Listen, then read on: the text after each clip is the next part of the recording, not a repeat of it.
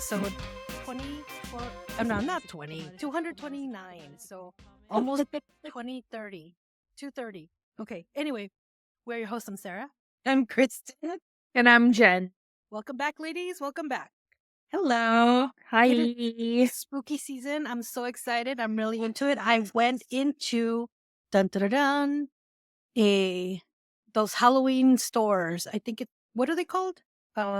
Spirit Halloween. Spirit of Halloween, yes. Sure. My God, have I been missing out? I haven't been into one of those stores in so long because I don't believe in purchasing a costume, but I needed spirit makeup. So I went there. Yeah. Yes. Mhm. And I was like, whoa, they have I a lot mean, of amazing stuff. It's all Yeah. categorized. The masks they have now, like the Purge mask and Scarecrow Bunny mask, and then they have LED going The on. Purge, that's a good one. I'm trying to think of movies to watch. Like faves. I've never seen The Purge. I've never seen any of them. There's Same. so many to watch. Oh my God. There's a lot. I feel like they've come out with one every year since it came out. I feel like I'd like to participate in The Purge sometime. Watch the but movie. oh my God. But I've never seen the movie, so I can't say that for a fact. I just know that there's people that I'd like to purge out of my life. Wow, that is kind Yeah. of awesome, actually. The masks are made like I need to own all of them. I would put them all in a wall and just melt all the masks. They're so cool. They have these ones that have like LED, but it's a string of LED. It's like a wire instead of just LED lights, and so it just looks amazing. The mask quality is just crazy. I mean, I grew up with the latex ones that smelled really bad. Yes, they did smell bad. And you were so sweaty. And if you ate onions for dinner, forget about it. I feel like also like Spirit Halloween has it's definitely a lot better than when I was a kid and they were like just popping up and stuff like that. And it was all like cheap materials and stuff like that. And they still charge you $5 million. Now they still charge you $5 million, but the quality's a little better. It's $10 million. Yes. Yeah, now yeah. They even have an 80s section. I was really? Yes. Wow. I saw someone posting that they now have a 90s section, and I was just like, just take me out back and shoot me right in the forehead. Just take me out like Old Yeller. I hate it here. I haven't thought of Old Yeller in so many years. And every time I think of Old Yeller, I think about Mice and Men. Poor Lemmy. Oh, yeah. Yeah. So I'm just like, oh, sadness. Numb down. But my God, they have all this cool stuff. You know, like, okay, so I went for the spirit makeup and I took a little like lap around the store, and they have like these amazing kind of animatronical decorations. And I'm just like, the fuck? I want this in my life. Oh my God. There's so many videos like on like TikTok and Instagram. Yes. There's this look, and I see it all the time, and every single time it takes me the fuck out. And it's just like, it's like this this very young black woman, and she's wearing like a blue, either long sleeve or a blue hoodie or something. And like the machine isn't working. She's like stepping on it and like not stomping on it, but she's just like, it's not working.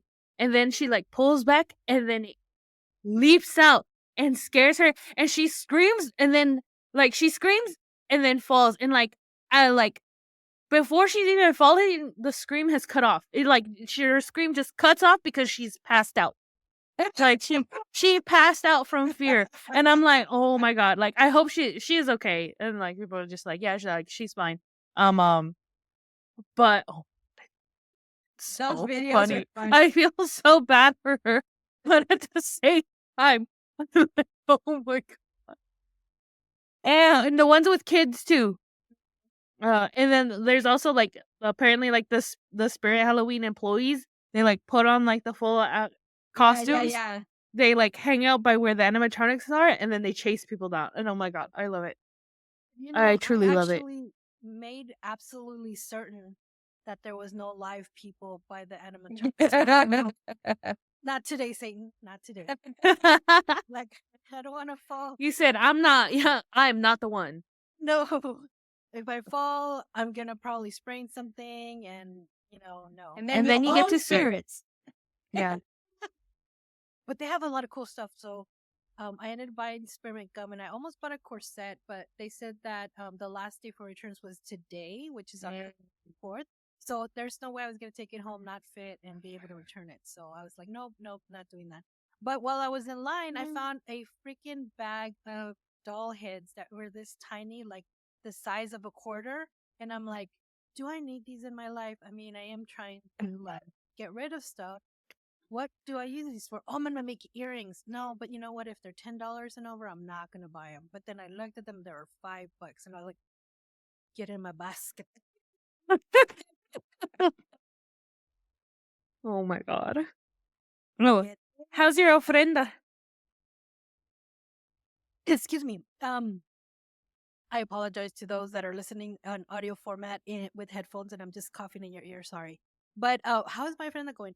I finally found the box, took it out of the shed, and I actually got the levels because my husband built the levels out of recycled wood, and they were full of cobwebs and stuff like that. I'm like, okay, it's good for the season, but just doesn't look right. So I actually washed it down. So it's actually, because the weather's been really warm, I'm just having it dry because it's wood and it's untreated, so it absorbs the water. So right now it's been drying out for 2 days, but I think I'm gonna set it up this weekend for sure. Nice.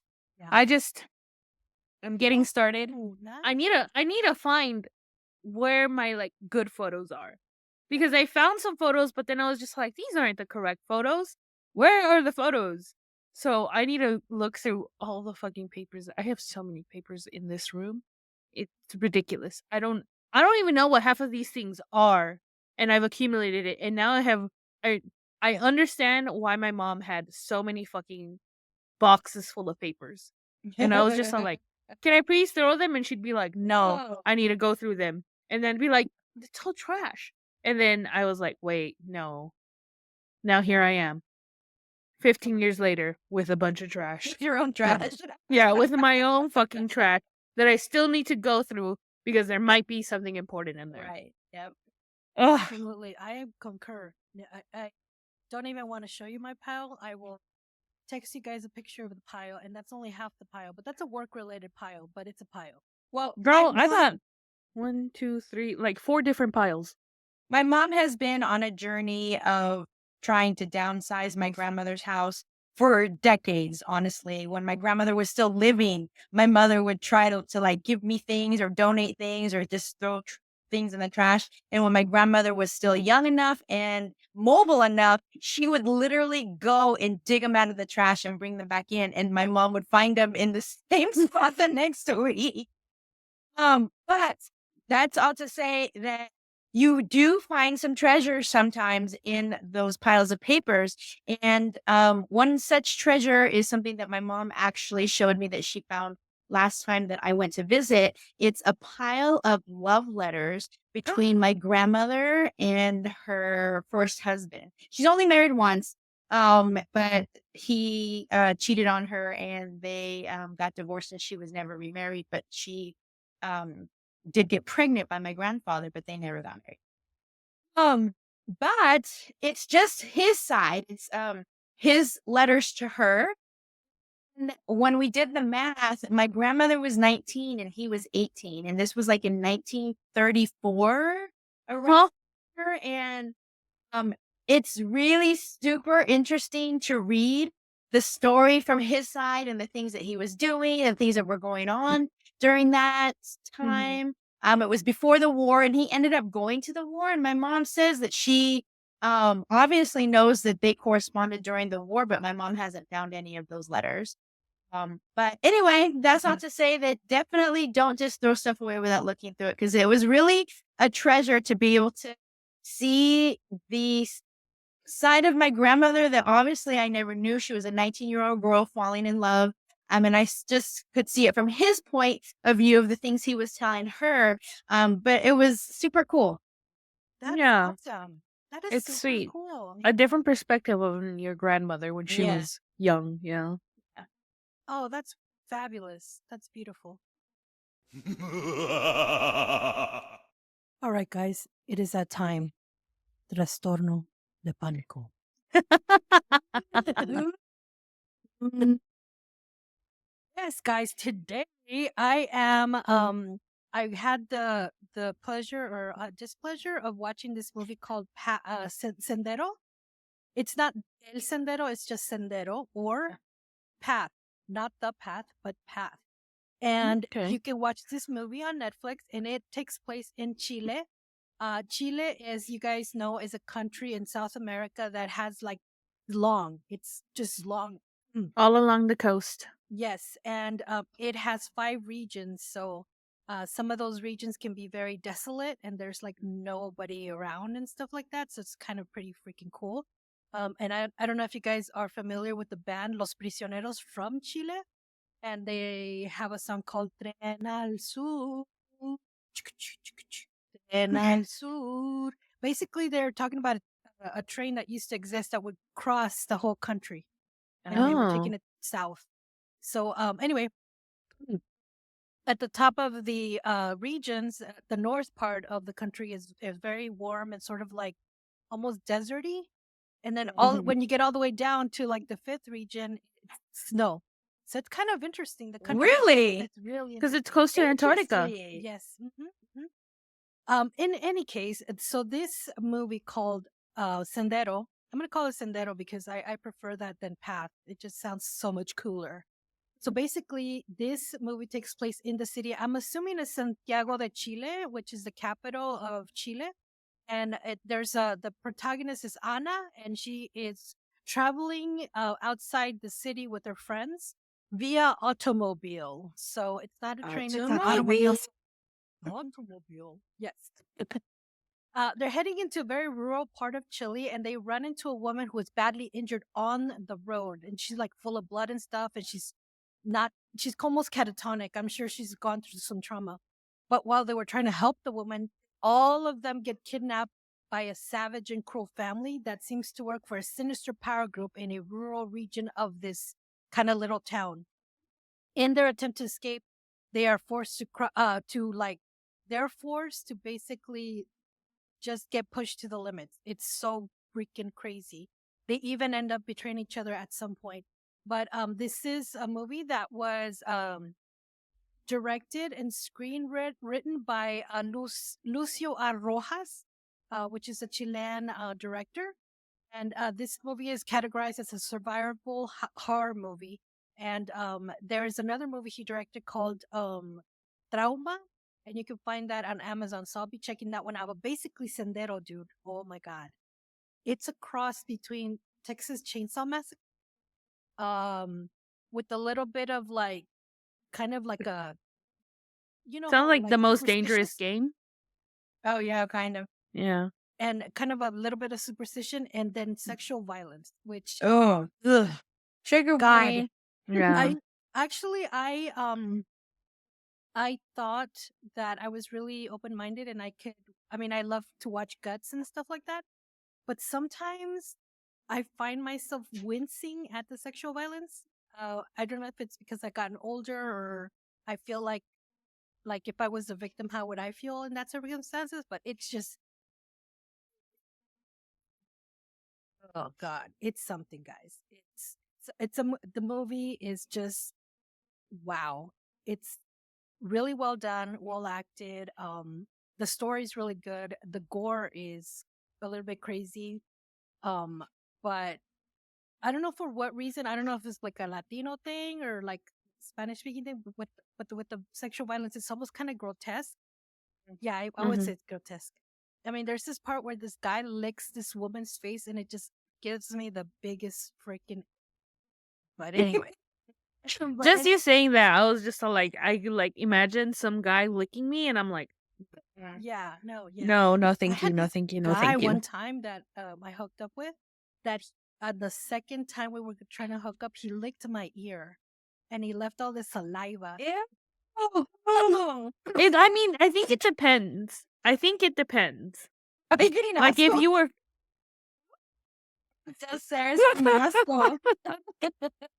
if it's like someone like you're like really into, it could be like, like really, or like at least someone that you like at least like already vibe with, or like you're just like crazy about each other. I think that's like part of the norm for some, like, two people who are super into each other. But if you're just kind of like, like, I barely know you, like, don't touch me like that. Ew. Oh, no. Even if it was someone I was into, leaving all Saliva. your lavas in Yeah. my ears, gross. Like it's hanging off my earlobe. Hey, Dangling. some people's freak is another people's freak. Oh, we just didn't match our freaks. I guess. Yeah, your freaks didn't match. There you go. I just want to say that if you do watch it, just so you guys know, there is sexual violence man on man. So it's not really women. Well, now I'm into it. I didn't want to watch it, but now I'm not into it.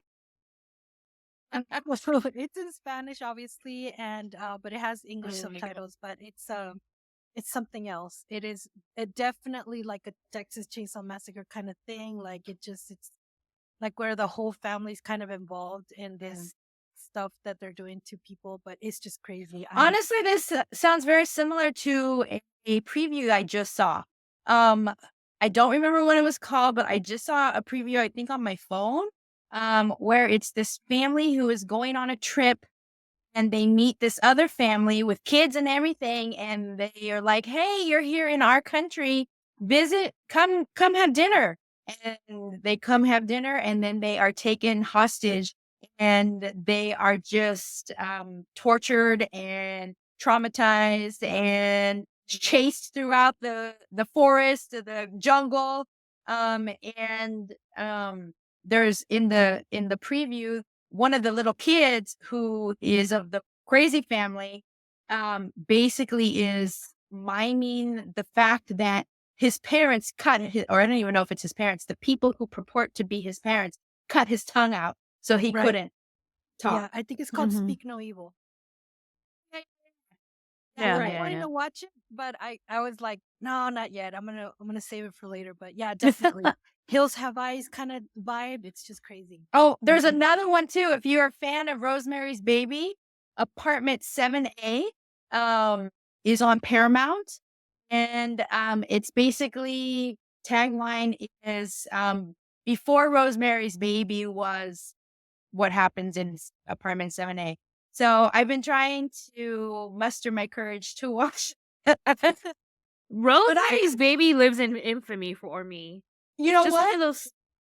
I just was telling Eddie the same thing. I read the book and I also saw the movie, and that movie didn't show you nary of a horror monster or anything, but it was the scariest fucking thing because it left everything up to your imagination. Yeah, exactly. You really fucking did. But that's why it's an icon. Yes, definitely. Downright to the pixie cut, damn it. But yeah, Pixie haircut. But yes, if you guys want to watch Sendero or Path, you can watch it on Netflix, and let us know if you did, and let us know if you liked it, and let us know if you're just angry that I recommended it. Right, here we are, guys. Season Sendero on Netflix.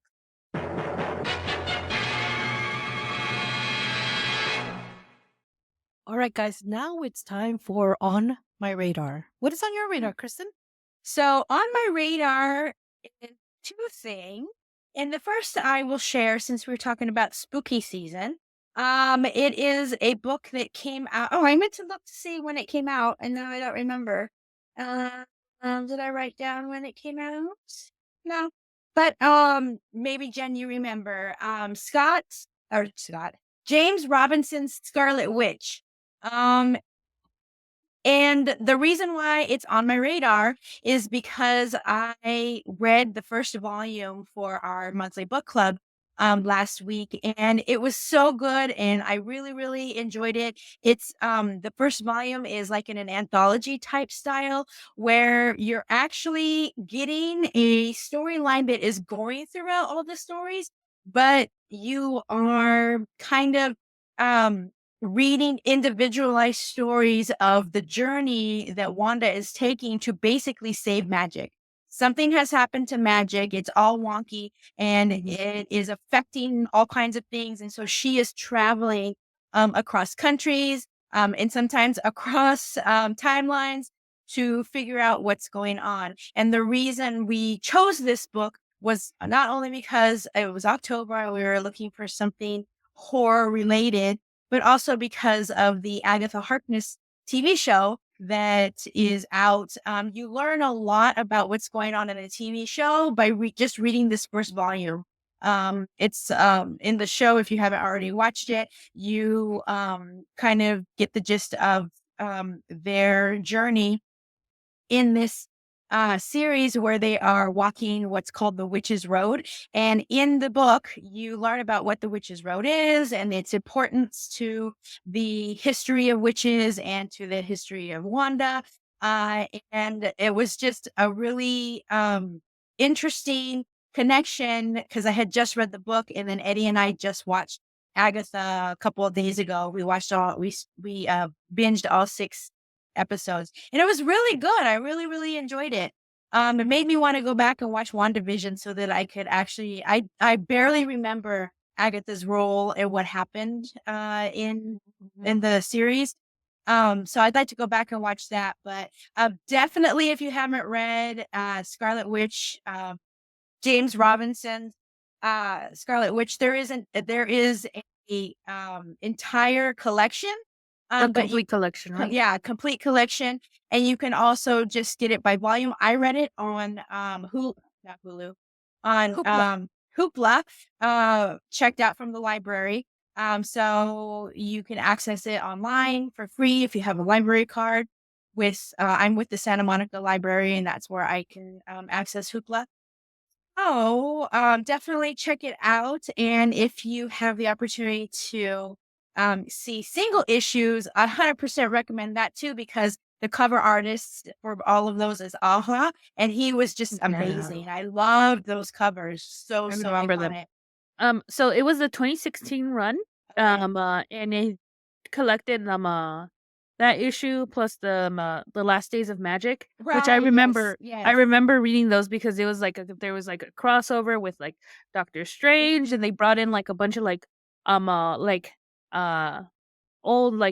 old sort of obscure like other characters, magic characters. There was like Dr. Voodoo was in it again, and they brought like new magic users. It was really cool. I remember that. And yeah, I remember picking them up because the AHA covers, and they were like really amazing, really stunning. He does such great work. Yeah. But yeah, I completely forgot about that run. It was a good run. Yeah, it's really, really good. And I'd love to keep reading. Like I said, I only read the first volume, which I think was 6 issues, 5 or 6. But definitely made me want to continue to read more, especially now that I'm into this Agatha Harkness TV show. So Scarlet Witch by James Robinson, and the first volume is actually called Witch's Road. So that's the first thing that's on my radar. The second thing that's on my radar is a very timely comic book. With the election coming up, there is a comic coming out. No, not coming out. Came out this week. So if you're listening after the fact, it came out on the 23rd of October. Oh, we lost Jen.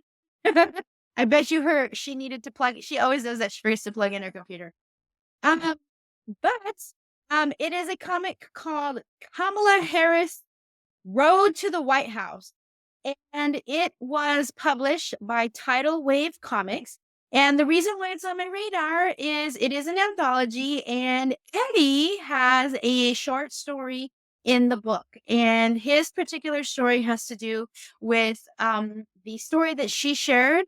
I don't remember where she was or how it came about, but she shared a story about how she and her husband met and went on a first date.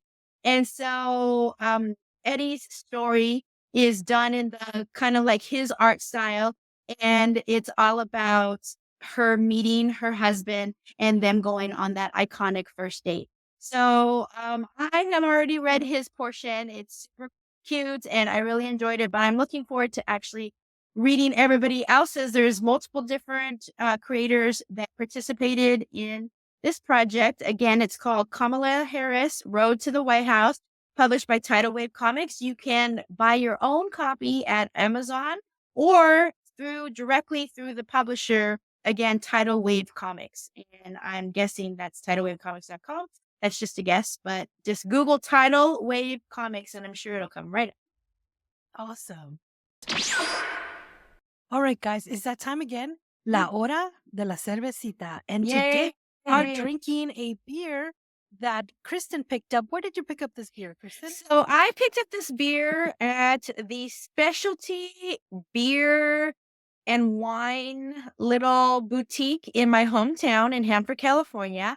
And that actually is of note because this brewery is from Central California on the coast. It's from San Luis Obispo. And my town is Hanford, and it's in the Central Valley of California. So San Luis Obispo is actually a place that the mid-state fair. No, that's Paso Robles.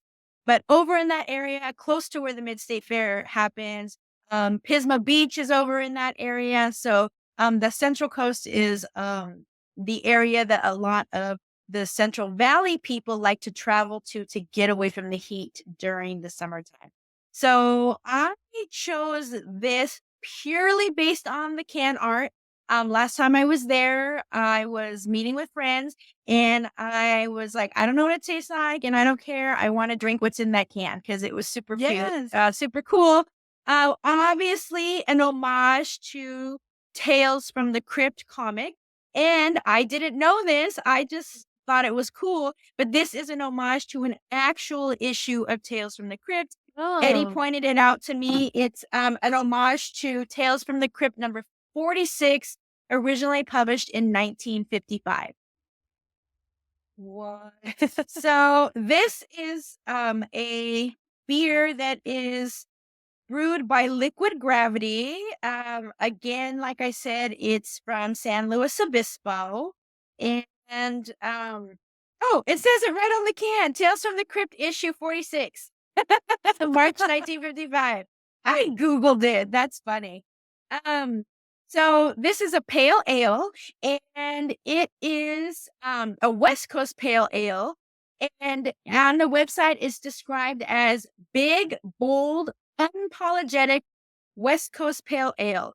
It boasts a robust aroma of peaches, tangerines, and passion fruit, a backbone of Toro barley, caramel malt, and torrefied wheat act to balance the beer for a frighteningly satisfying experience. And this is coming at you with a 5.5 ABV. That's pretty decent for a pale ale. Yeah. And it looks just so charming. Look at this. It's funny. Wow. You were describing like the taste for it or like the aroma? I'm like, the aroma is delightful. I smell the tangerines. Yes, definitely. Well, I'm very excited because I love the can art. I would totally have bought it for the can art. As you guys know, I can smell peaches. As you all know, Tales from the Crypt was my very first, the one that was the movie was based on, was my very first comic book I ever owned. I paid 10 cents for it, and I wrote my name inside. And do you still have it? I don't know where it went, but I remember that I wrote my name with an S, like that lightning bolt from the 90s. Yes, absolutely. Like I know it messes with the like value of the book, but at the same time, I kind of like those like little notes of like this used to be somebody's.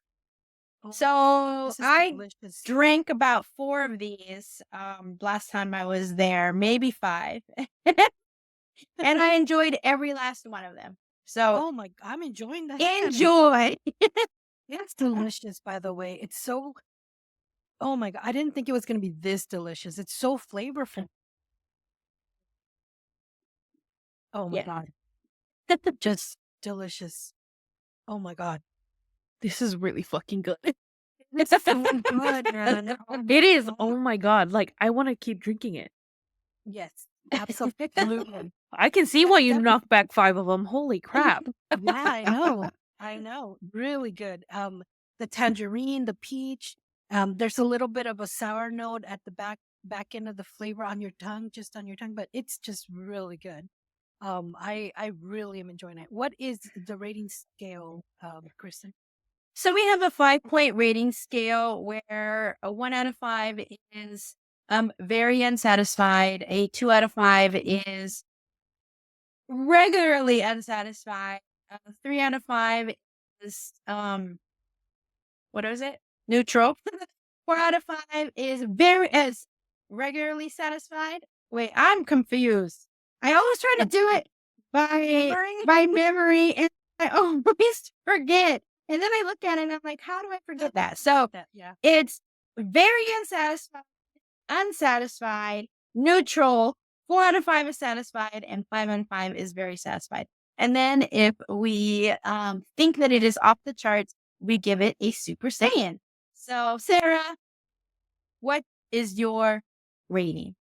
Oh, well, first of all, I love super 100% love the can art. That just made it just more spectacular. But the flavor, oh my God, it just delicious. So I'm going to give it a Super Saiyan. I'm that impressed with this flavor along with the can art. You know, a lot of people maybe don't pay attention to the can art or just really lazy about it or whatever, but a good can art really can just make your product fly off the walls. The walls? Shelves. So I'm so happy you got this because I find this incredibly delicious. And I also am very happy to be able to share a beer from a place that you know. Honestly, I never had heard of before. I know never mind. But I'd never heard of Liquid Gravity. And so there's so many smaller breweries that probably don't have that wide of distribution and found its way to my hometown, but might not necessarily find its way down here to Los Angeles. So I thought that it would be a good opportunity for us to try a Central California brewery. And I'm going to keep an eye out for more of those kinds of things next time I go. Oh, absolutely. Just take a little kind of like a money fund just for local brewery beer. That is canned, of course. What about you, Jen? What do you think? I really, really like the taste. Like we usually when we drink like pale ales or like wit beers or like kind of like lagers, lighter beers, we're always very like, like they're not very strong in taste, in flavor, or like really like, yep, that's a beer or the idea of a beer. But this is really, really cool. Like this is really, really good. I love the flavor. I love the can art. I love like the little provenance that you gave us, Kristen. But I'm gonna give it a 5 out of 5. Very satisfied. Very, very satisfied. Yeah. What about you, Kristen? So, you guys already know I liked it enough to drink 5 of them that night.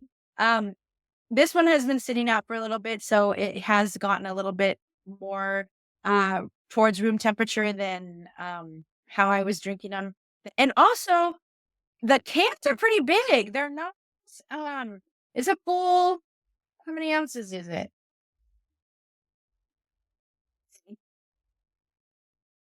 It must say it on here somewhere, but it's a 1 pint. It's a full pint. So that's actually pretty substantial. But just like Sarah, I was pulled in by the can art. The more I'm drinking it, the more I'm tasting the tangerine, the more I'm tasting the peach. It's really, really very good. I'm gonna give it a 5 out of 5. Very satisfied. The Super Saiyan is reserved for really, really, really, really unique things to me. And this one, while I enjoy it, I feel like I've tasted it before when it comes to pale ales. But I love it. So I'm going to give it a 5 out of 5. That is so cool. I love this little thing where they have like the characters on the side. Yes. Yes, the brewers. The brewmaster, the hop witch, and the malt keeper. But yes, that has been our beer review. And this is your reminder that you can watch this episode on YouTube and you can get all the good extra info, such as that you can see the can art right on the screen. You could also see my gagging face and and other cool things, such as the comic book cover and everything like that. So check us out on YouTube. Leave us a review. We'd greatly appreciate it. All right, guys, now it's time for our book review. What are we reviewing today, girls? So today we are reviewing Brazilian wax. How many of you have had Brazilian waxes before? I haven't, Wanted to. but I've wanted to. What did you say, Sarah? I've always wanted to do it.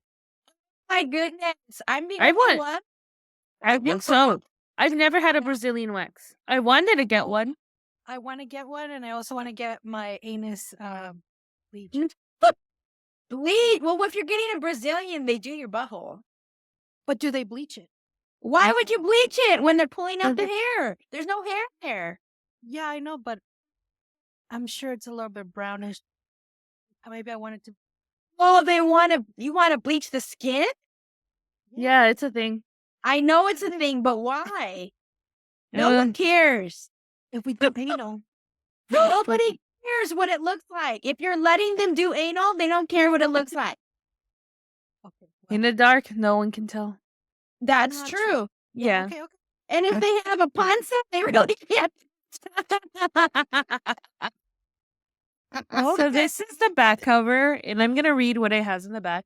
Marking the first ever anthology of Brazilian comics as translated for English-speaking audiences, Brazilian Wax collects bold new works from Brazil's vital contemporary comics underground. It features Pedro Verpamont, Fabio Vermelho, Roberto Roux, Vinicius Lobo, Doug Firmino, Doña Dora, Rafael Campos Rocha, Joao, Pinheiro, Arame Surtado, and edited by Dan Hare. And this is published by Stone Church Press for the whopping price of $9. Nice. At least they have the price on the comic. Yes. Yes. And you they can have your very own copy if you come and see us at the Latino Comics Expo, November 26th and 27th.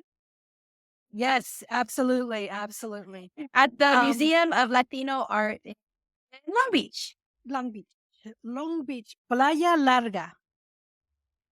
So, do you guys want to read the intro inside the first flap of the, because that's pretty. It does give a lot of context. I'll read it. Okay. So, this, this is the, beginning opening of the comic.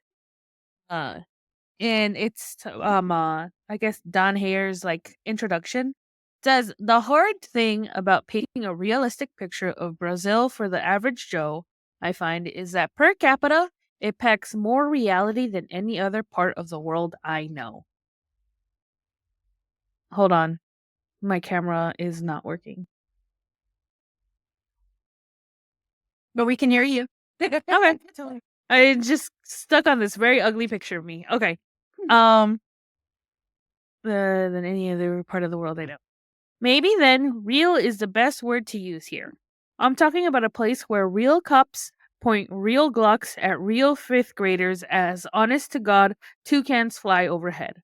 A place where no joke neo-fascist former generals win, quotation marks, the popular vote campaigning over loudspeaker, Mr. Softy style, and where mini favelas fill alleyways between neighboring megamalls. It's a universe unto itself, a world where punks, goths, and metalheads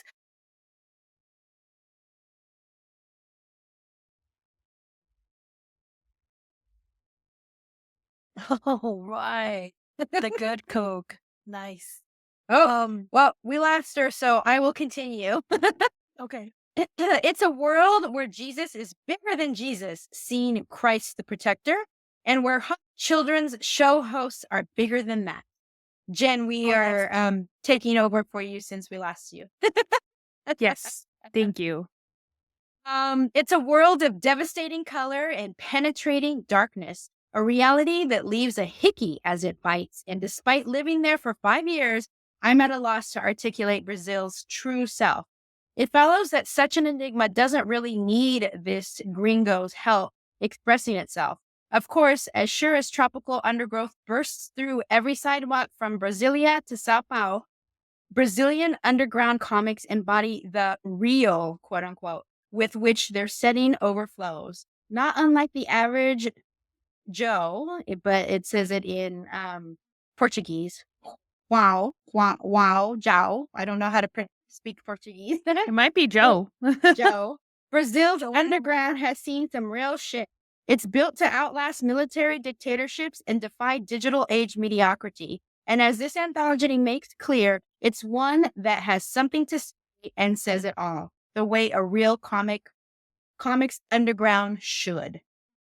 And honestly, after reading it, okay, so I read that intro, then I read the book, but now after rereading the intro, after reading the book, it actually makes me appreciate what I read a little bit more. I still have some disdain for some things that I saw, but Yeah. but I can appreciate it a little more. Yeah. I'd like to start by saying that as a person who grew up like in the 80s and 90s, and then we started getting those stickers, adult content and stuff like that, I would have really benefited from one of those stickers. I would mentally and emotionally be prepared for this journey. Yeah, actually. I think it's funny because it says anthology translated for English speaking audiences. Well, then you should have put a fucking 18 and over thing. Yeah, A parental that's advisory actually or something. That is a very, very true. good point. Because what was it that I heard from somewhere? Like Americans or like people from the United States, we're a lot more conservative than we think we are. And this is Yep. coming from someone. 100%. Yeah. Like in other places in the world and stuff like that, you don't really realize just how much has affected our point of view until we're confronted with something and then we're like, Whoa. oh my god. Oh, let me clutch my pearls. Yeah, let me clutch my pearls. As outlandish as you think you are not as outlandish as for someone from Brazil, someone from France, or from this comic. yeah, or from this comic, yeah. And it's wild. And I'm getting like, I wanted to not like it, but there was some interesting stories in here as well, and some interesting art as well. And it's just like underground comics itself. Honestly, this thing could have easily have come out from sometime in, what was the height of underground comics, like 70s, 80s? Yeah. It feels like it could have come out from that era. I mean, definitely it could very well have, because he's just translating them for the first time, but I don't see any original dates of when they were originally published. That's true. Right. I mean, this must be because I was born and raised here in the United States that I, even though I like gore and all that stuff, but like stuff still shocks the F out of me. And this includes this comic book in a sense. I remember when I went to Mexico and I was watching TV Azteca, which is like the local TV station in Mexico. And all of a sudden we're eating and I see tits and nobody bats an eye. And I was like, oh my God, I'm just so offended. You know? So and especially like Brazil, that they're, I don't know, I believe they're just more like free sexually and just imagery wise, I believe as well. I mean, it's a Latinx kind of thing. I don't know, where a lot of the drawings and the imagery And that just brings us back full circle to the whole bleaching of the butthole thing. There's a lot of buttholes in this comic book, which I'm not used to as an American comic book reader. I mean, I've seen penises, I've seen boobs, maybe even testicles, but buttholes are not something that was on my radar at all. At all. And So I do agree with you, with both of you, that other countries are way more progressive than we are when it comes to sex and sexuality. Which is, we have so many hangups in this country, and it all is stigmatized by Christianity, to be Yeah. honest with you. But any country that has I don't know how many weeks, months long celebration like Carnival, where it, to me, I've never been, but I just assume it's some like hedonistic like experience. Like Fat Tuesday or Mardi Gras, but up to the A. Yeah. Yeah. And the truth of the matter is that owning a comic book store, I've seen the types of what I want to say, images that I saw in here multiple times. One of the first books that I found in the upstairs storage of PANICO when we first bought it was a book called what was it? The Bondage Fairy? Devil's Anal Bullwhip.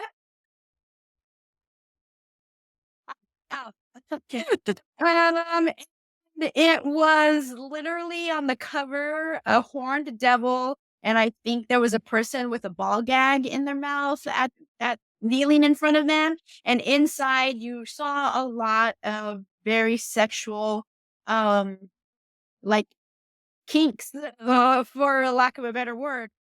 And the reality is that underground comics came by way of necessity from communities that were considered subversive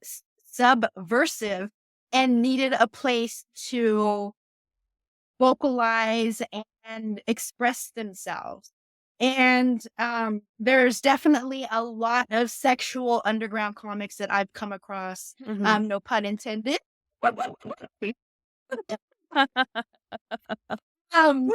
Working at Huddy-Ho and buying collections. There was another one called, what was it? Nun something. It had a nun on it, and the nun was, it was Leather Nun. It was called Leather Nun. And there was a nun dressed in leather, her leathers, with a whip, and inside lots of S&M Nice. visuals.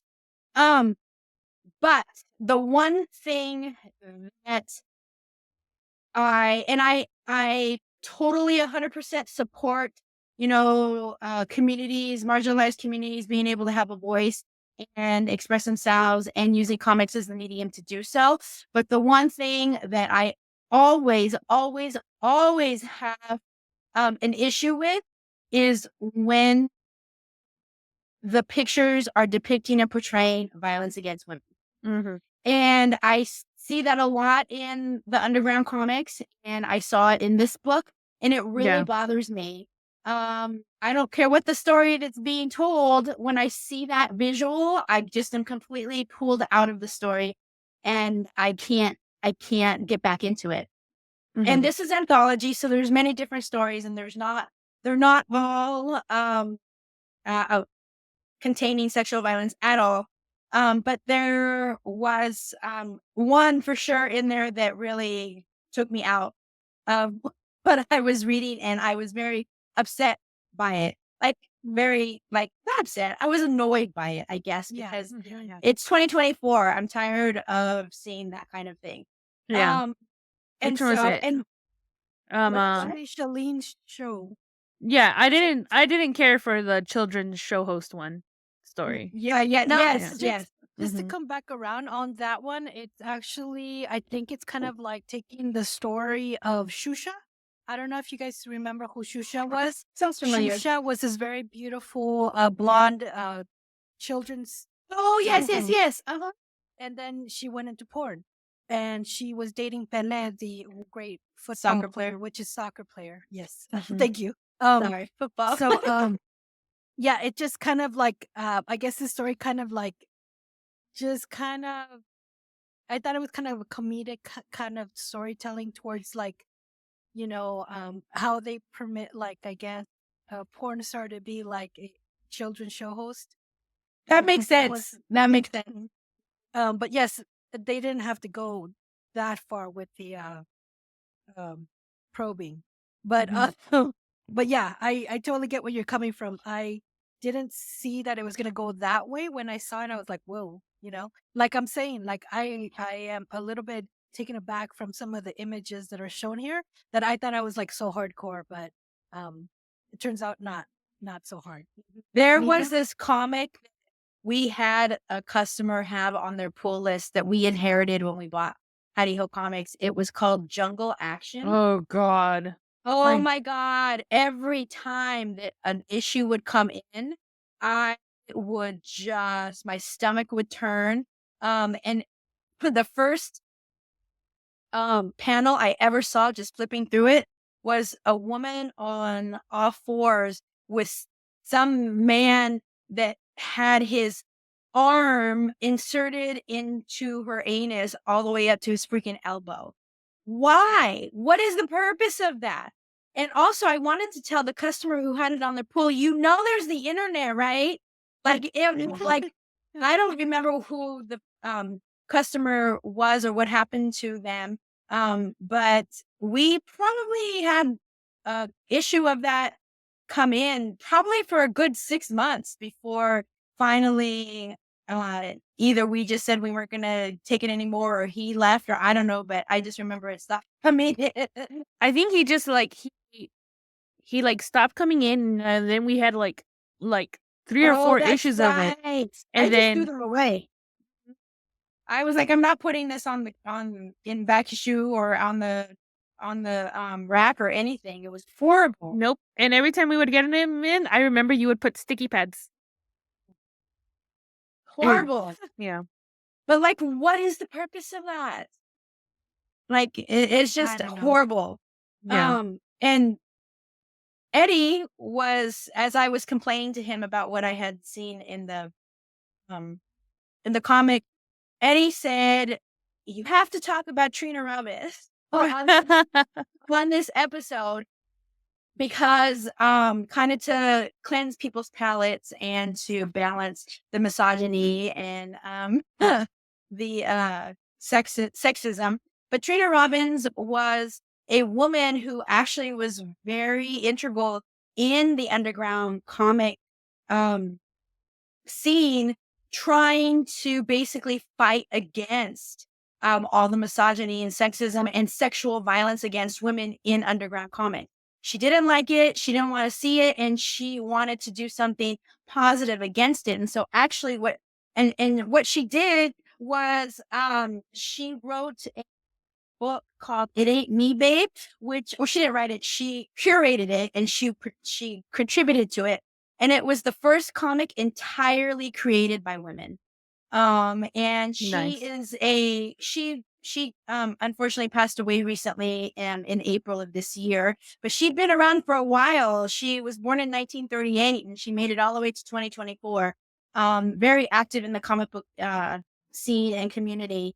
And she really was big in trying to have women's voices be heard in the underground comic movement. So I'd heard of her name before, but I didn't really know too much about her. And Eddie was like, "You gotta talk about her." So thank you, Eddie. Shout out to Eddie for contributing to this episode of Kamala Comics. Yeah.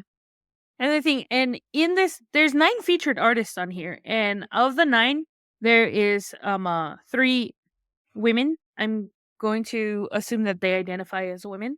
And I think that's pretty. I don't know. I know one of them for sure.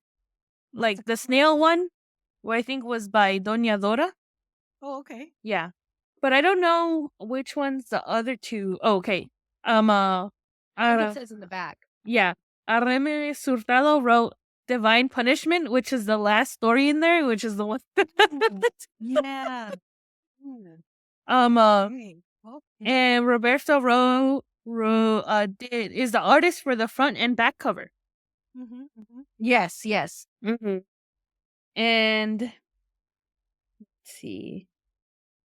But also to add on to like kind of the history of women in the underground comics, Phantom Graphics, and I remember because I made Eddie order it because I thought it was interesting, and we did sell it. There is something called the Complete Women's Comics, and it's a 2-volume slipcase set that collects 2 decades of groundbreaking underground alternative anthology women's comics, and it's spelled WIMMEN apostrophe S. So I remember like seeing it, and I was just like, "That's really interesting," and I was like, oh, "Okay." So there were women involved because most people, when they hear underground comics, they think Robert Crumb, and there's like a whole issue with that. And then Phantom Graphics, Boobies. yeah, and then Phantom Graphics itself is very known for like publishing underground stuff or like translating stuff from other like countries and getting it published here in the U.S. I don't know if it's still available to purchase, but I definitely think it is worth checking out if they still have it available, because I don't remember when was the year that it was published, and I don't know if they still have any in stock. Yes. But it is something that I think Fantagraphics, most notoriously known for being the publisher of Love and Rockets, which also was considered underground for its time because it was the voice of Latino, portraying Latino community. But what really strikes me with Love and Rockets compared to some of the other underground stuff that I've seen and that I've read, the women, and as we know from reading Maggie and the Mechanic and any other Love and Rockets stuff that we read, the women are portrayed so much more positively. We see a lot of same-sex lesbian relationships in the book that are done very well. And so honestly, I don't see the reasoning behind portraying that kind of sexual violence other than just some weird kind of fetish, gaze fantasy fetish. yeah. And yeah, so are we ready to rate the book? I just wanted to just kind of touch base. A lot of the stories were incredibly written and drawn, just really amazing. I really like Solucional Final about the jazz trumpet player. I thought that was really cool. I really liked Old Peter, which was like a fisherman and his love for the spirit of the ocean. And then there's Hector, which was really sad because you got this guy who wakes up like all happy and everything, and then it just turns to shit. But then what follows in the very last panels is that he was never happy again because of that instance. So I thought that was like really deep, like really, really good. I really love the uncommon reverence. I like that one yes. too. I really love how they put like how they describe each kind of altar or ofrenda, where different offerings in the ofrenda mean different things, or you're giving them for different gods, which I thought was super cool. Los orisha, which I still need to learn more about, but I think that's really just super interesting. The whole thing about los orisha, divine punishment. That's the one that really just and now that you mentioned it, it was written and drawn by a woman. The visuals definitely catch you off guard, but if you read the story, it's really about talking about confronting the patriarchy. Yeah. Right. Yep. But yeah, you really have to concentrate on the on the text. I had no troubles at all. It was low-key kind of funny. Yeah, just yeah, that's yeah, that was woo. But I think it does kind of give me an idea of like kind of like Brazil and kind of like the multi complexity of like stories that are told there, and the way of life there, and I thought that was really sensational.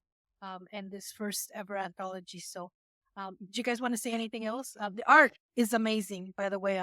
Some of these people are super talented. Yeah. Yeah, We'll definitely. definitely have to bring sticky notes to write trigger warning on the book Yeah. when we take it to the expo.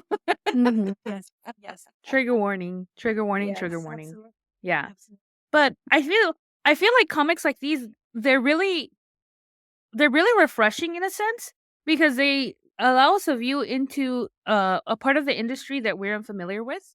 Mhm. A type of art style or like storytelling that we're also, I think a lot of the times, like, we do like kind of do more, we've kind of geared more towards like stuff that's been like published professionally, and there's nothing bad with that either. They're good stories, and they're stories that are worth mentioning. Um uh, and they have great messages in them as well. But this one was really like, it had a bit of everything. It had like patriarchy, it had like politics, feelings of isolation and stuff like that. Uh I didn't really care for the children's show host one, but then once you pointed out about like the woman and like how she was a popular children's host and she was popular because of her looks, so like the segue into like porn and stuff like that, I'm like, that's interesting. I would have appreciated more of a route into that instead of where it went, but to each their own, whatever. I did really enjoy the rest of the other underground comics that were in there. I kind of want to know when they were published. I kind of want to know if Yeah. like I think there was like ads for some of. Yeah, it says they posted their Instagram, so I think they're still, you Yeah. can follow them. Well, in the back, it actually says, let's see, Uncommon Reverence, written and drawn by Dad Hare, blah, blah, blah, blah, blah, blah, Macumba, Teachings of Marina. Well, anyway, it says all that, and that is 1994. That's the only date that I saw in the back matter. Mm-hmm. And then this was actually, the translation was actually published in 2022. Interesting. Okay, so these might be actual like 90s comics. Yeah, that's Yeah. what it looks like. Yeah. Which in a sense kind of like, it actually makes sense for especially Shusha reference because she was like popular in the 90s. Okay. I forgot what she And also, we have to remember that the comic community, what do I want to say? Comics as a medium as a whole was an American thing. And so as other countries start to adopt it and to make it their own, it came a little bit later in time. Mm-hmm. That makes sense. But all right, are we ready to rate it? Yes. All right. So our rating scale for comics is a rating scale of 1 to 3 conchas. 3 conchas being the most conchas that Jen's mom ever let her eat at one time. I don't know that I was ever monitored eating I was. condosis. I So was. that's where the concept comes from. Eddie tries to monitor me now, but he told me the other day that on my tombstone, the inscription is gonna say, "Will there be food?" Oh, That's pretty good. accurate. Well, that's our rating scale, and I'll go ahead and start. And I'm gonna give it 2 conchas. I really appreciate rereading the forward and getting the kind of again setting the stage for what I had already read and putting a little bit more of understanding to it. And I do like what Jen said about this is really giving us an insight into another culture through the medium of comics, and into the comic culture of another culture, which is so multifaceted and multi-leveled. It's super, super interesting. I can't get away from the underground violent stuff against women that just totally leaves It's a sour taste in justified. my mouth. Yeah. So I'm gonna give it 2 conchas. Yes, this is Sarah, and I'm also gonna give it to Conchas. I really appreciated the art, but yes, I was little, and this is uh, one of the books that makes me take pause on not reading the foreword or even the back matter before even reading the story. Because you know that I like to be surprised in Yeah. the story. I was Yeah. really shocked in this. Yeah. So, but after talking to you guys, after Jen telling us like her point of view and everything, I feel like I can respect it and Mhm. I admire Yeah. the work that was executed here. And so, dos conchas for me. What about you, Jen? I'm gonna give it dos conchas as well. I was thinking about giving it one, but um uh I don't think I gave it enough time as well to like really look at the other stories, because when you mentioned the one about Peter, I kind of like skimmed past that one because I didn't like the art. But then once you mentioned like what it was about, I'm like, oh, okay, that's interesting. Yeah, that one haunted me actually. Like honestly, it really was a haunting. Mm-hmm. Like, like because sometimes you wake up in a mode right after you dream, like writing Yeah. the content of your dream. And Mm-hmm. then just the ending panels was just a little bit kind of like haunting. So yeah, I definitely recommend taking a look at that one again. Yeah. So I definitely do want to. I really like that first story as well. Because again, I thought it was kind of funny. Like it was incredibly violent, but I there was some really funny lines in there. And I also really did like the last story as well. Even though I know a lot of the visuals on it were um uh, they're very jarring to you, Sarah, but to me I was just like "Uh, just another Friday night." Hey, when I was 23, not anymore. Sad. All those years ago. Honestly, when I think about it, that's like 7, 8 years ago. But I'm so boring now. oh, I know. but hearing you talk about it, especially the last story, um, I can appreciate the fact that the creator of the very last story challenged the reader with the images. And I thought that's very freaking clever. Mm-hmm. Yeah. Yeah, definitely in juxtaposition with the, like what was being said, the Bible references and everything, and I was just so like, I don't know, stuff that really like turns like Christianity or like to me especially Catholicism on its head. I love it. I really do. So I am gonna go with Dos Conchas as well, even though I had kind of wanted to give it one because of that second story. But I do think it's really interesting. It's fascinating. I did enjoy some of the stories, and I would like to know more. I'm definitely gonna try to see if that creator for the last story is still posting on Insta, because I did enjoy their work. Um, so two conchas from me. Yes. And I want to close out by saying, like, this kind of work, like, really just opens up a huge conversation and goes in multi Can go in many direction. different Mhm. directions. Yeah. Yeah. So for just that alone, I appreciate the book, well, all the more. So that has been our book review. All right, guys, it's now time for In La Libreria. Jen, what do you have for us today? So today I have Let Us In, an anthology by non-US creators. A slice of life anthology that shares foreign creators' struggle as they venture into US-centric comic book industry. So I'm just Oh, gonna read the powerful. story Nice. that's on it. I know, right? This is being done by on Kickstarter by Devin R. Scott. Devin is from Monroe, Minnesota. MI is Minnesota, right?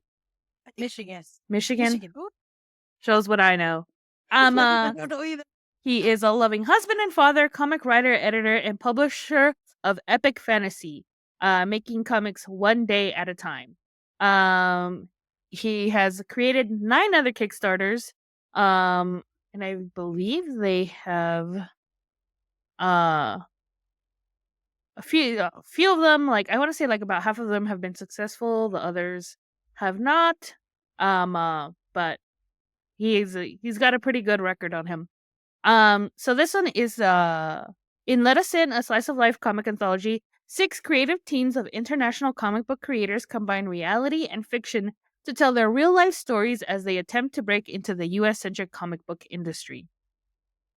The Let Us In cover A is by Ames Liu, and the Let Us In variant cover is done by Francesca Fantini. It all started with a social media post by Oscar Osorio, and it said, "Being a comic book creator outside the US is complicated.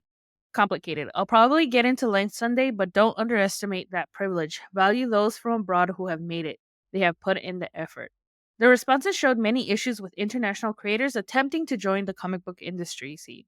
The stuff that came out included, but is not limited to, difficulties in crowdfunding and distributing projects, attending important conventions and networking with editors, publishers, big and small, and peers, building relationships with retailers, and doing promotional signings. Also, exploitative contracts and conditions rise because of the lack of other options. The economics and bureaucracy, difficulties in receiving and managing funds or getting visas to visit or work abroad. Therefore, there are no internships or payroll work, plus weaker currencies, meaning larger costs. Social and cultural, racism, xenophobia, different time zones or language barriers. In addition, our countries don't value the medium or can support creators. And because of the cultural differences, there's resistance from local publishers to bet on different themes. There's no significant publisher presence abroad, no booths, tables, and few portfolio reviews. And constant FOMO, mental and physical health, and toll for withstanding all of the above. The comic industry owes us nothing, and we choose this path. Yet conditions could improve vastly, and they could begin to value us more. Is all of this present in other industries? Probably. Does it make it less of a problem? No, it's time to speak up. The creative teams and stories. This book is about its creators and their struggles and how they reflect the comic book industry and the world state. It's a mix of reality and fiction as the creators seem fit to tell a genuine story of fighting for your dreams in a foreign industry. One of the stories, Illegal Aliens, is written by Anas Abulak and art by Matthew Robbins. Two aliens attempt the most challenging mission of their lives, enter a comic book convention. This heartfelt comedy will examine what it means to attend a faraway convention and how welcoming comic book culture is.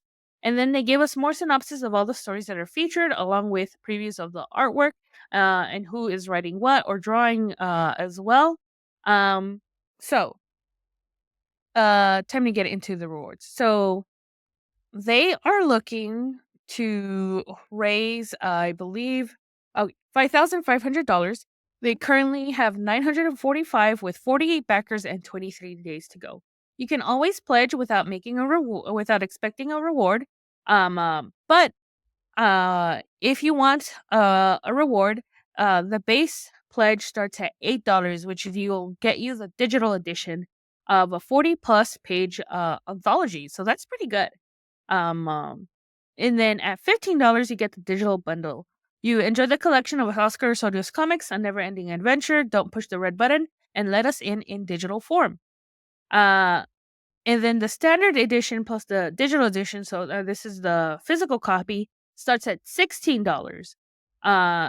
From there, you get the variant edition. That one is $20. If you want both covers, that's $30. And then there is a retailer tier at $70. And there's a reward where you can get yourself into the book at $150. Definitely check this out. I think it's really, really interesting and really cool. And I think we were talking about Brazilian wax and how it allowed us a view into a different culture. I think this is something very similar as well. And it's something like everybody, I mean, since we've been in like the comic book world and like Kristen owned a retailer, we all know that comics isn't like all happy-go-lucky. Oh, we're just creating, we're selling comics, blah blah blah. There's a lot of what is it? I think either it's Evie or somebody, but comics will break your heart. Yes, they Comics will break your heart, be it in any other form. And I miss sometimes I do miss that era of my life when I was working with you, Kristen and Eddie, and like chilling and like being with my friends and stuff like that. But there are some aspects of it that I don't miss. And when I think about where I am now and whether I would go back to it, I'm like, nah, I think I'm cool. I've moved on with my life, but I do miss it.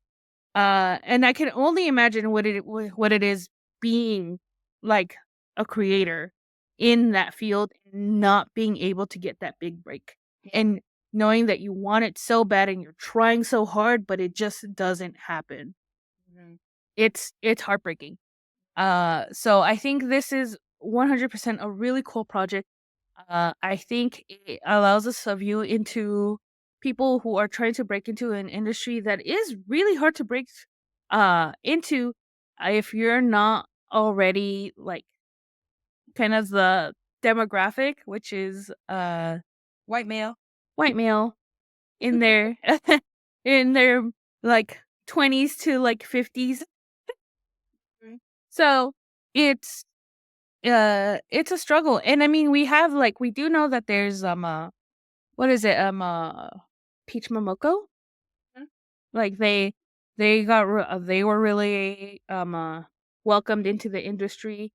There was that one digital artist who was like, they got picked up by DC to do a bunch of variant covers, and all the variant covers would always sell out, and no one wanted the main covers.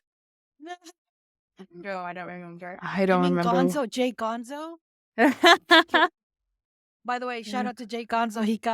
He's doing a lot of covers for Marvel. Check those. And by the way, that's the Cheeseman that I couldn't remember. But like I mean, there've been success stories, incredible success stories that, but I don't think there's been enough. Definitely, and I think in comic books there's still a lot of room to grow and a lot of room for the genres to grow as well. I don't read superhero comics anymore. Like, and when I do pick up a comic book or a graphic novel, I'm pretty much zero interest in superheroes these days. So I'm just like, I think there's a market. There's 100% a market. It's just the publishers are definitely 100% too afraid to expand. And that is frustrating for someone who wants to do comics but doesn't necessarily want to do superhero stuff. Right. Yeah. And I think the backing this project is really really affordable. So I think we should definitely back this project and see what other countries have to contribute in the comic book community as far as stories and art and everything. So thanks so much for sharing that. I'm so definitely going to back this project. Yeah, definitely check it out. It is Let Us In on Kickstarter. Exactly how it sounds. An anthology by non-US creators. Just check it out. Definitely, it's as of recording this, it still has 23 days to go. They are $945, so they're maybe like a fifth. Yeah, like a fifth to their goal, or a little under a fifth to their goal. So definitely check it out. If you are interested in this topic or just curious about like a different perspective, I think it's 100% worth checking out. Definitely. Thank you. All right, guys, now it's time for Juntos y Fuertes. Kristen, what do you have for us today? Juntos y Fuertes. So today I am going to share with you a retailer here in Los Angeles called Revenge of. Definitely comic book retailing is a marginalized. They're the backbone of this society. And I really would love for people to continue to support Revenge of if they already do. But if you don't know about them, one of the best ways that you can get to know about them is to attend their big event, which is called Revenge of Presents Comic Creators Block Party. And they've had these block parties over the last couple of years. And it's always a big to-do. They have a long list of creators that are scheduled to be there. But it is going to be happening in November. And that's kind of might be on the cusp of when this is released. It's November 2nd, so we might miss it. But I really wanted to just talk about the shop in and of itself. It is a comics and pinball shop. So that's right. pinball machines. I love pinball. And so I am totally interested in going just for that. And on Wednesday nights, they have free play from 6 to 9 o'clock. So totally love the pinball room at Comic-Con. And so this just I miss that room. reminds me of that. And it is going to be one of the main reasons why I go. Revenge of is located in Eagle Rock, Glassell Park area of Eagle Rock at 3420 Eagle Rock Boulevard. In Glassell Park. And so you can go to their website, which is I guess Revenge of. Let me see. Because right now I'm at the block. You can also go to the Comic Creators Block Party website at comiccreatorsblockparty.com. But the Revenge of site has their monthly calendar of all the events that are going on at the shop. They have something almost every day of the week. And then, of course, this is a big event that is happening in November. But it is going to be a big event. So if you miss it this year, definitely check it out next year. But if you get the chance, just check out their website and check out their events that happen every day of the week at the shop. So Revenge of is the name of the shop, and they are located in Glassell Park at 3420 Eagle Rock Boulevard. Cool. All right, guys, that brings us to our segment Saludos. Saludos goes out today, and this is like a really sad day in all of the Latinx community out there. But Fernando Valenzuela, who was the pitcher for the Dodgers, passed away October 22nd, 2024. His birthday is November 1st, 1960. So he died at 63 years old and basically 10 days from turning 64. He was hospitalized for an undisclosed illness, but he had been diagnosed with liver cancer, so it might have been complications from that. Don't quote me on that, and that's just what I'm thinking. But he was an amazing person in the Latinx community. I remember growing up with him. My uncles and my dad would gather around listening to watching the Dodger game because you could see in Orgullo the pride they got from becoming hardcore fans of Los Dodgers or the Dodgers because of Fernando Valenzuela. And I heard a song that somebody composed, a corrido, that mentioned that he was born on Yaqui soil. So that was really interesting. Come full circle with the whole La Voz de Mayo comic from Henry Barajas. But yeah, as R.I.P. Fernando Valenzuela, and you did a lot for the Latinx community, and we were just so proud to see you there.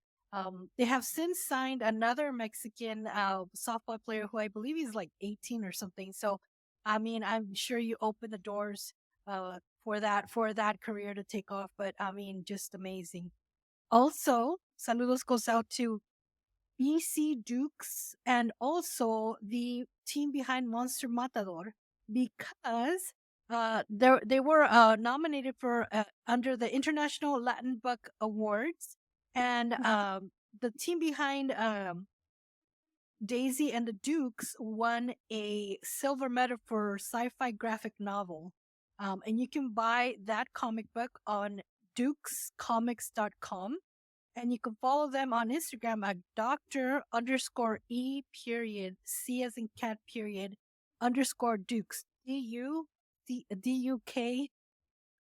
DUKES.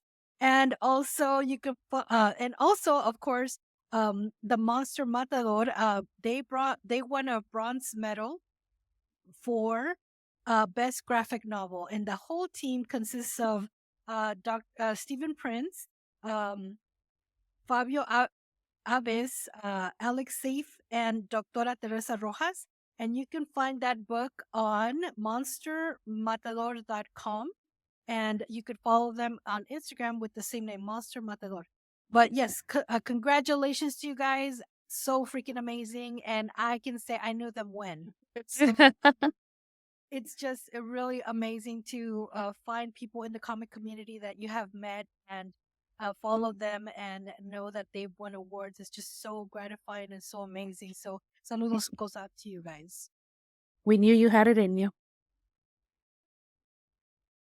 Oh, and Kristen, did you want to say something else For saludos?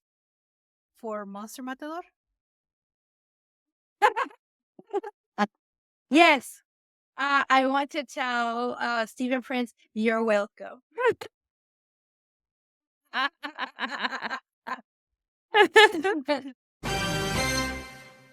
All right, guys, that brings us to the end of this episode. Where can they find us? You can find us at our website, which is comadresecomics.com, and you can find all the links to our social media there and all kinds of information. I was just looking at the website the other day and thinking we need an updated photo shoot because the pictures, some of the pictures have us with our masks on because we took them in the height of the pandemic. Yes, of course Yeah. we did. Of course. Also wanted to say that you can email us at comadresecomics@gmail.com. But if you really urgently need to like get a hold of us, instant message or private messages on Facebook or Instagram. I think that's like the easiest way to kind of get to us. Only because sometimes it takes us forever to go and look at our emails because we get a lot of junk mail too. Yeah. But yeah, that is actually the truth. And you guys can all say that you guys all get spam mail. So yeah, it gets a little bit overwhelming. So yeah, if you need to get a hold of us, that is the way to go. Also, you can see us live and in person. We won't be recording live, but we will have a table at where are we? Kristen? Latino Comics Expo at the Museum of Latin Art in Long Beach. It is the weekend after Thanksgiving, so I believe that is the 26th and 27th. Could be the 27th and 28th. I'm going to tell you right now. But also make sure, while she's looking up that information, make sure to bring some cash, have a little bit of a fund ready to spend on local artists, people that make their own products, and shop for your Christmas gifts. I think that's the greatest opportunity because you'll find something that Unique. you can't find in stores, that you cannot find on Amazon, unique, as Jen said. So, and then you support your local community. Yeah, So save your money. You don't even save stuff on Black Friday anymore. I lied. It's the weekend before Thanksgiving, not after. So it's November 23rd and 24th. Nice. Excellent. So, And I have our little promo here that I had Eddie make for us. I just haven't posted it yet. oh, that's Nice. wonderful. And also remember that if you come to our table, you can get some free swag. And if you listen to us, please let us know. We'd love to do a little mini interview so we can post on our social media because we really want to hear what you have to say and your opinions about us. And we could either ignore them or implement them into. But thank you so much for listening. We have been your host. I'm Sarah. I'm Kristen. And I'm Jen. Bye.